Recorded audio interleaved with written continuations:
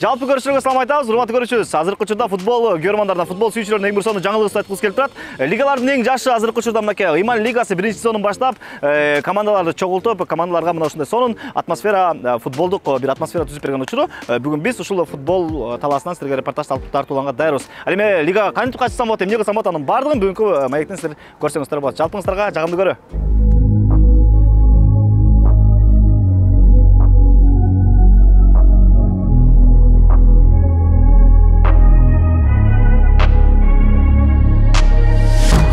Changing who I am, I'm making a new plan, rearranging my life and I won't look back ever again. Мындай мен куш деп аябай дем сүрөп көрөрмандар бир көрөрмандык кылып аткан учуру, бирок азыркы учурда биз Кара суунун командасы чыгса, Кара суу бул Кошкордун Кара суусу.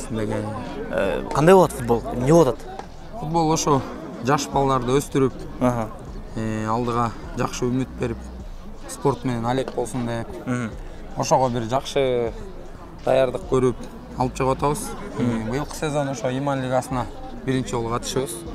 Баягы айылыбыздан чыккан командаларды, балдарды кээ бирөө бар, сборный ар кайсы жылкылардан чогултуп, жакшы ойногондорду, ойнойм деп кызыгы болгон команда балдарды алып келип өстүрүп, ошолорду алып келип катыштырып, үйрөтүп, жумасына 2 жолу тренировка кылдырып, ошого жараша эле алып келип анан Ыйман лигасы ачылып калды. Быйыл келип кошулдук курамыбыз менен. Буюрса оюн көргөздүк жакшы эле. Азыркы учурда урматтуу көрүүчүлөр, мына ушундай сонун эмоцияларда тартууланганга эң бир сонун шарт түзүп берген Ыйман лигасынын президенти, негиздөөчүсү менен бир аз болсо да маектешип, силерге бир кене маалымат алып беренге даяр турабыз. Ассаламу алейкум. Эсиңиз жакшы? Аман эсенсиз? Жакшы буюрса. Кандай отурасыздар? Жакшы кудай. Баштап турсаңар буюрса. Баштап биринчи сезонду буюрса бүгүн ошо акыркы тур жыйынтык даярдап турабыз. Келиңиз, баягы көрүүчүлөргө, футбол көрөрмандарына мына ушундай чакан мини футболдун да баягы көрөрмандарына биз бир аз маалымат берип кетпейлиби? Эмне болуп ачылдыңар? Качан ачылдыңар? Биз ошо акыркы 5 жылдан бери ошол Кыргызстанда любительский лигалар деп коет, футбол сүйүүчүлөрдүн арасындагы лигаларда аралашып жүрөбүз. Аны өзүм ошол Теңиртоо Нарын футбол лигасында башкы демөөрчү болуп 5 сезон ошо чогуу жүрдүм. Анан быйыл ошо балдар менен сүйлөшүп, өзүбүз бир лига ачалычы деп Нарын деп эле калдык. Анан биз чектелбейли деп, жалпы ошо республикалык масштабта болсун деп Бишкекте ачтык. Анан бул пилоттук кылып 16 команда менен баштадык. Бир дивизион мененчи. Анан азыр бүгүн ошо 15 тур болуп, акыркы тур көрүп атабыз. Бүгүн чемпиондор аныкталат.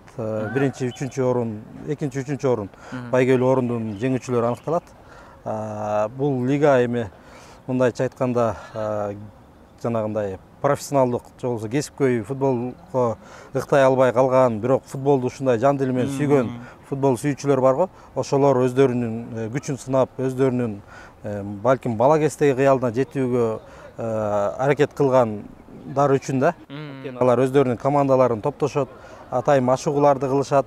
Анан биздей болгон лигаларга келип катышып, ал жерде атаандаштыктын аркасы менен чемпион болуп, бир болуп көрбөгөндөй бир эмоцияларга ээ болушат да. Чемпион болот. Чемпион болгондо сөзсүз түрдө баягы байгелери да болот болуш керек да. Эмнелер бар албетте? Бизде ошол быйылкы сезондо байге фонду 100 000 сом. 100 000 сом ошол биринчи, экинчи, үчүнчү орунду алган командаларга бөлүнүп берилет. Анан башкалардан эң эле өзгөчөлүгүбүз же болбосо бул любительский лигадагы жаңылык десек болот. Мыкты оюнчу болот ушул сезондун жыйынтыгындачы. Ошого биз Умурага сапарына жолдомо беребиз. Мыкты оюнчуга бирөөнө. Бул кичи ажылык кылып келгенге, Сауд Арабияга барып, ошо кичи ажылык кылып келгенге жолдомо беребиз да. Аны Кудай буйрса ошол биз добуш берүүнүн жыйынтыгы менен аныктайбыз. Эмнеге добуш берүүнү аякта? Жок, бул жерде мындай да, байгеге илинген 3 команда бар да. Ошол 3 команданын ичинен 4 номинация болот. Бул мыкты чабуулчу, мыкты бомбардир, мыкты коргоочу жана мыкты дарбазачы. Ошол 4төөнү голосованияга коюп, анан кимиси болсо ошол кетет да. Ошондой бул эми адилеттүүлүк жагын карап атабыз да. Бир тараптуу карабай. Анан азыр арасынан эле бирөөнү тандап берип койсок, анда биз туура эмесирээк болуп калат. Ошон үчүн өздөрүнө жанагы 16 команда бар. 16 команданын капитандары добуш берүүнүн жыйынтыгынын негизинде ошол 4-өн бирөөсүнө беребиз да. Мындай кылалы эми байке. Баарыбыз эле футбол жакшы көрөбүз да. Анан кечинде айрыкча жумуштан кийин мына ушундай футбол аянтчаларын бошун таппайбыз шаар боюнча.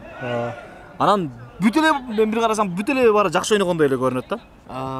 Мен мисалы өзүмдү айтайын, команда чогултуп алып сизге келсем, сиз ала бересизби? Же эмнесин карайсыз? Бизде мындай, ошо кечкисин ошо мисалы кесиптештер менен же достор менен ойнойлу десе сен айткандай эле полялардын баары бош эмес. Лига болсо бул мисалы биздики жекшемби күнү болот. Ошол жекшемби күнкүгө жазыласыңар, өзүңөрдүн досторуңар менен команданын составын бизге заявка бересиңер. Каалаганыңарды. Бирок арасында кесипкөйлөрдөн, профессионал оюнчулардан бирөө гана болуш керек. Ушул бир требование. Анан бирдиктүү форма болуш керек. Анан бизге атайын төлөнүүчү уздос бар, ошону төлөп келе бересиздер да. Толук маалымат ошол биздин Instagram баракчабызда чыгып турат. Баймабай чыгып турат ал жерде. Ошол анан келип командаңарды курап келип, бул жерде башкача эмоциялар болот да. Жөн эле бир мөрөй талашпай жөн эле ойногонго караганда бул жерде ушу чемпиондук үчүн күрөш Максаттуу. Мындай максат бар да, өзүң айткандай ошо кубок үчүн, медаль үчүн, мындай намыс үчүн күрөш болот да ошо. Мындай болот экенби, мындай буга чейин сиз баягы Нарындагы Теңиртоодо жүргөн болсоңуз, азыркы учурда өзүңүз негиздеп бул жакта жаңы лиганы баштап атасыз, мындай балдардын оюнга болгон кызыгуусун алардын көрүп өзүңүзчө бир рахат алып атсаңыз керек, алардын бир максатыңызга жетип атасызбы? Албетте, бизде бул жерден көрүп атабыз, бул жерде жаш оюнчулар бар, кээ бир оюнчулар бар ушундай өзүнүн позициясында эң мыкты оюн алып барат. Анан бул командалардын бири-бири менен атаандаштыгын, упайларды жоготуу же болбосо жаңы упай алуу, анан ушундай баардыгы бул өзүнчө бир эмоция тартуулайт да. Мен мисалы өзүм уюштуруучулар биз аны менен рахат алабыз, көрүп атыпчы. Таблицалардын жылышы, интригалар сакталат, оюндар аягына бүткөнгө чейинчи.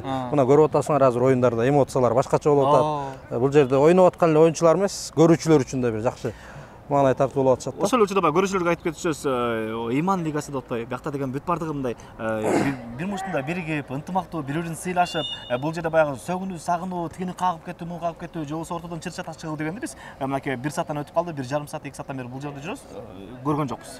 Демек бул чын эле Иман лигасы. Бул ынтымакты бекемдөөдө, биримдикти бекемдөөдө мындай эң бир сонун мүмкүнчүлүк экен да. Анан ошол эле учурда башка облустардан да келсе болобу? Ооба, бул жерге чектөө жок. Бул диний ишенимине же улутуна же болбосо аймагына карабайбыз, эч кандай чектөө жок. Бул жерде 18 жаштан өткөн эркектер үчүн ойной турган бул лига да. Канча жашка чейин? 18 жаштан өйдө каалагандай болуп кете берет. Ошолордун арасында мисалы заявкада 18 бала ойной турган болсо, бирөөсү гана профессионал оюнчу болуш керек. Чектөө ушул гана. Калганына чектөө жок. Анан бизде ыйман деп айтканда кээ бирлери туура эмес кичине түшүнүктөр болуп атат. Бул жерде жалаң гана ислам багытында же болбосо дин багытында да эмесчи. Андай эмес, бул эми ыйман деген кыргыздын эле сөзү. Бул адептүү болгонубуз, жоопкерчиликтүү болгонубуз, бири-бирибизге болгон урмат сыйда болгонубуз, мунун баары ошол ыйман да. Бул кыргыздын эле чыныгы сөзү. Бул жерде ошо ыйман бизде эң башкы максат сабырдуулук, кечиримдүүлүк, анан адилеттүүлүк да. Ушул оюнда ушул 3 гана талапты коебуз.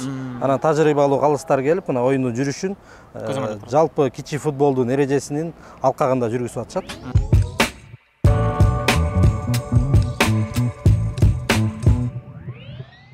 Азыркы учурда аткаруучу директор менен да бир аз биз кыскача суроо жооп кылалы. Бул жерде эми жаңы баштап атканда эми баягы кандай болот деген ар сара ойлор бар болчу да. Кандай болот лигабыз, өсүшү кандай болот, командалардын келиши кандай болот депчи. Максатына жетип атабы? Күткөндөй эле болдубу же? Буюрса, биз күткөндөй болду. Анткени биз буга чейин дагы башка лигаларда ойноп жүргөнбүз, катышып жүргөнбүз. Кыргызстанда эле эмес, сыртка да чыгып, ошо лигалардын жүрүшүн көрдүк, катыштык. Анан ошол тажрыйбабыз ушу лигага жетиштүү болду деп айтсак болот. Максатыбызга жеттик. Эми дагы алда көп план иштерибиз бар. Кудай буюрса, ошонун үстүндө иштеп жатабыз. Оюндун жүрүшүн боюнча айтып бербейсизби? Кандай? Жалпысынан алганда, азыр биринчи сезондо биз 16 команда менен жыйынтыктадык. Бул жакта премьер дивизион деп аталат. Азыркы 16 команда Кийинки сезондо Кудай буюрса дагы 10дон 24-кө чейин команданы чогултуп, биринчи дивизионду ачалы деп атабыз да. Эми бул премьер дивизион болгондо баягы класс боюнча бир аз күчтүүрөөк командалар деп айтсак болот. Эми ал биринчи дивизиондо, премьер дивизиондо кичине күчтүүрөөк командалар чогулат. Ал эми биринчи дивизиондо ал жакта дагы бирдей деңгээлдеги командалар чогулгондуктан баягы атаандашы жакшы болот да, жакшы оюн болот. Форматы тууралуу айта кетсек, биз биринчи сезондо 5+1 менен баштаганбыз. Кудай буюрса кийинки сезондо 4+1 болот да. Талаада 5 оюнчу ойнойт да. Коопсуздукту караган барбы биякта лигада? Лигабызда атайын кесиптик даярдыгы бар врач бизде оюнду контролдоп турат, көзөмөлдөп. Дайым оюндарга келет, оюн аягына чейин бул жакта болот. Жаракаттар жогору өтөт футбол? Эми Кудайга шүгүр, ол жаракат алган эч ким болгон жок. Жеңил футбол кагылышы болот. Жеңил жаракат алганда болот да, аны врач өз көзөмөлдөн өткөрүп жатат. Жакшы бар буюрса. Ушундай экен урматтуу көрүүчүбүз. Ооба, эмне болгон лига деп баягы карап атсаңыздар, бул жерде профессионалдуу деңгээлде бүт бардык жагын караган, ошол эле учурда баягы оюнчуларга, командаларга дагы өтө бир сонун шарт түзүп бергендей кылып туруп бул жерде лига ачылыптыр. Келсеңиздер өзүңүздөргө болосуздар. Чоң рахмат айтабыз. Ийгиликтүү болсун. Бар болду. Рахмат сиздерге да. Спорт сүйөлүү.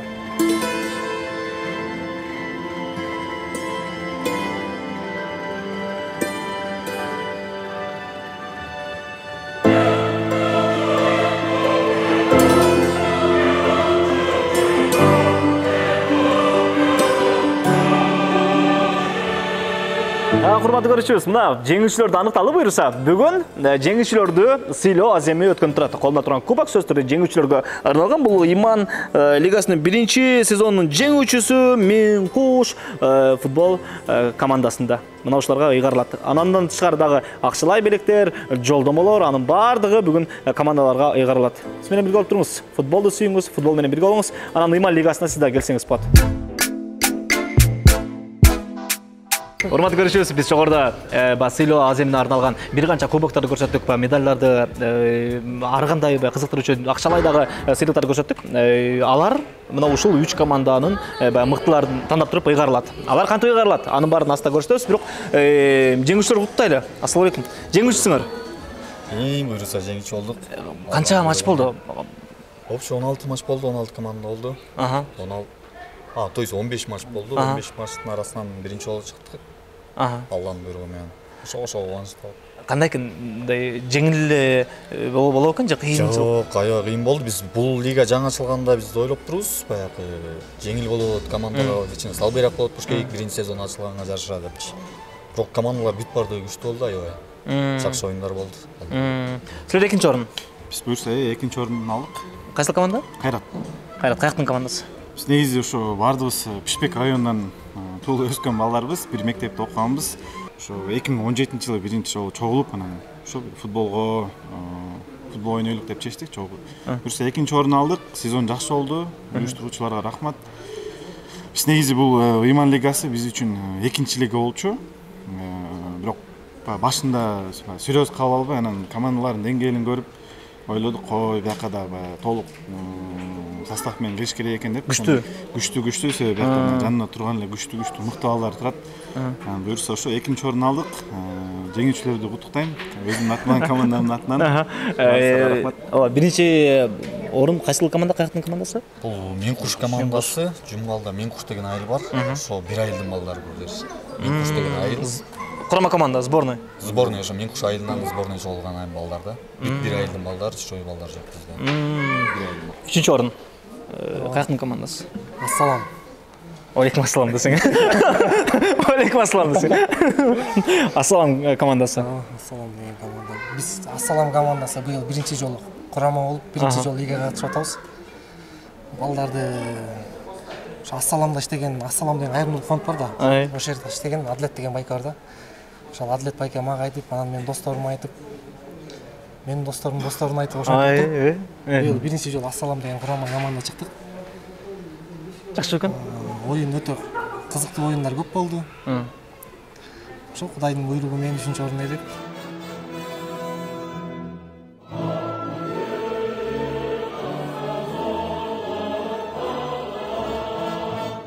Иман лигасынын биринчи сезонунун жабылышы жана жеңүүчүлөрдү сыйлоо аземине келген урматтуу биздин коноктор, урматтуу Максат байке жана биздин демөөрчүлөр, спонсорлорубуз, ошондой эле биздин жалпы оюнчулар баарыңыздарга чоң ыраазычылык билдиребиз.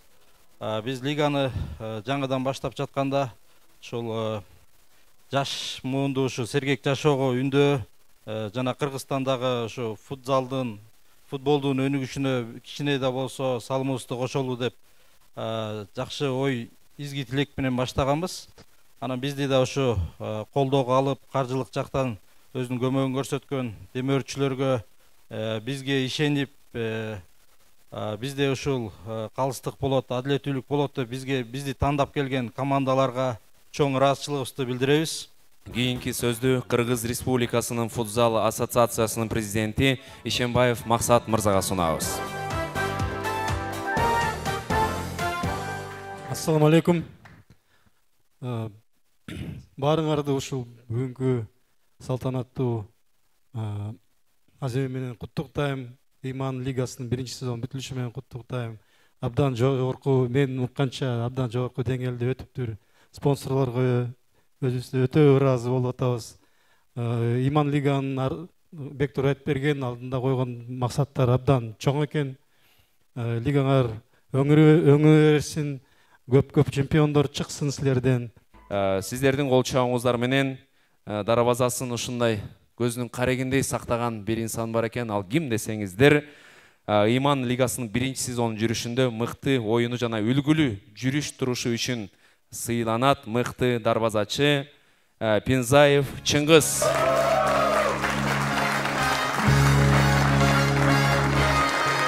Хорошо, келиңиз. Өзү келе албай калыптыр, өзү дагы эле воротаны карап атат дейт өзү, Чыңгыз мырза. Анын ордуна капитан келиптир, алып кеткени. Мыкты коргоочу деген номинациянын ээси ким болоорун бирге көрөлү. Дал ушул Иман лигасынын 1-сезонунда мыкты коргоочу номинациясынын ээси Сагынов Урмат.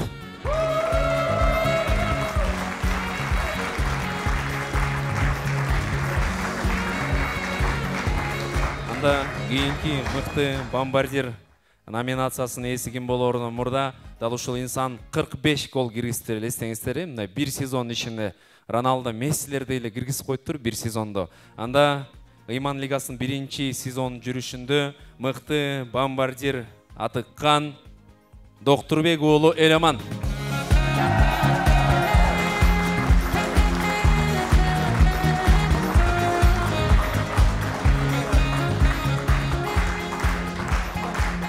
Анда бизде да бир номинация бар. Бул Golden Boy деп аталат, золотой мальчик, алтын бала деген. Бул биздин быйылкы Иман лигасында бир ачылыш болду. Эң жаш оюнчуга ушундай номинация берели деп атабыз. Бейшеналиев Урмат. Супер игрок. Иман лигасынын 1-сезон жүрүшүндө мыкты чабуулчу номинациясынын ээси Медетов Азат.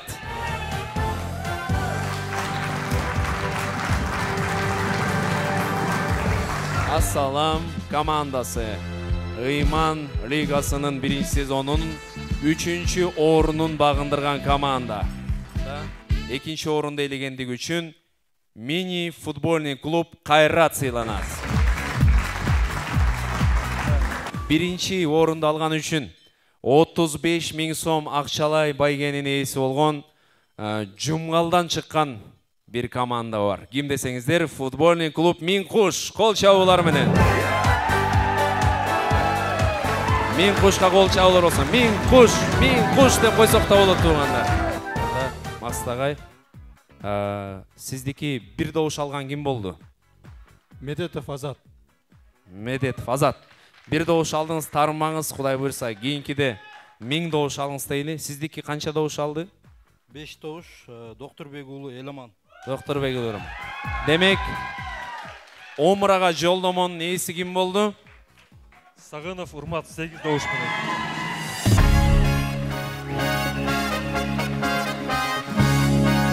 Сагынов Урмат жеңүүчү. 14 адамдын ичинен 8 адам Урмат мырзага добушун берди. Эми бул жакта көрдүңүздөр, мындай тааныш билишине тартуу деген болгон жок. Чыныгы кимге мындай адам, ушул адам барсынчы деп ниет кылса, адамдар 8 адам добуш бериптир, 14 кишинин ичинен. Урматтуу көрүүчүбүз, өзүңүздөр көргөндөй 3 талапкер болгон бул умрада жолдомо. Бирок алардын негизинде, тандоонун негизинде мына ушул оюнчу Сагынов Урмат умрага жолдомо утуп алды. Футболчулар ушундай болот. Акырын.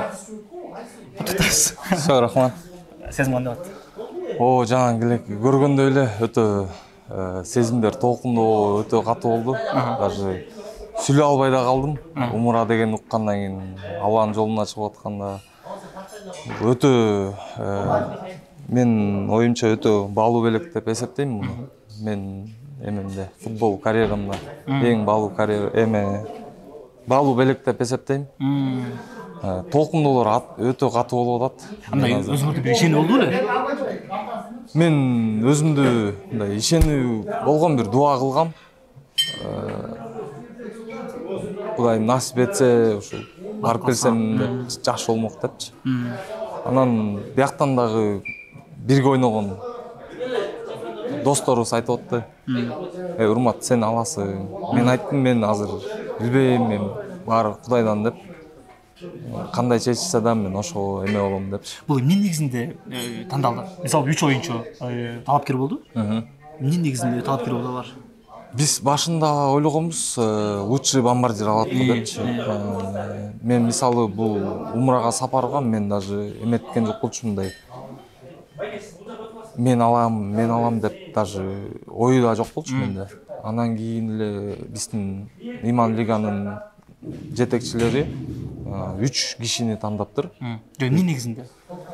Ошону кимдер алар? Эмне өзгөчөлүк?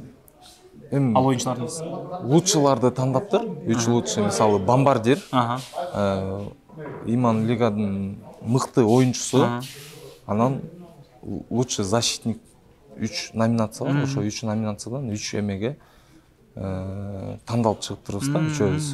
Анан ошол үчөөнүн Кудайым мага насип эттир. Бар көрүнөр беле? Бар элекмин. Бар элекмин. Өзүңөр айткандай эле баягы дуа кылганыңар буюрса үнүңөр жеткенби? Эми аман эсен барып келеле. Рахмат, аман эсен барып келгенге аракет кылабыз, баарыңыздарга дуа кылабыз. Кыргыз элиме дуа кылам. Эң көп гол киргизген оюнчу. Ассаламу алейкум. Ассаламу алейкум. Атым Эмир. Сизге Эламан. Эламан. Канча бул 15 oyun, 16 oyunun içinde 45 gol bu. Ошондой оймон. Ошондой гол болду. Эми бул жалгыз бул ийгиликке ушунча голго мен жалгыз оюнчу болуп жетише албайт болчумун. Мунун себеби өзүмдүн балдарым бар. Ошончо бомбардирге түртөбүз деп ошолор баратага теппестен мага көптөгөн голдор салып берип, ошонун себеби менен ушул оюндардын көп гол тепкен эме болдум да, бомбардир болдум.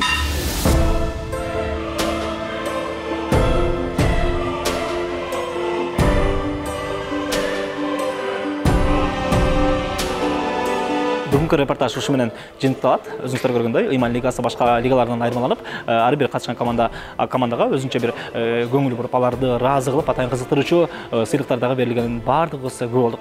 Иман Лигасы менен бирге болуңуз, футболду сүйүңүз. Биз кийинки репортаждардан көрүшкөнчө башташабыз. Көрүшкөнчө.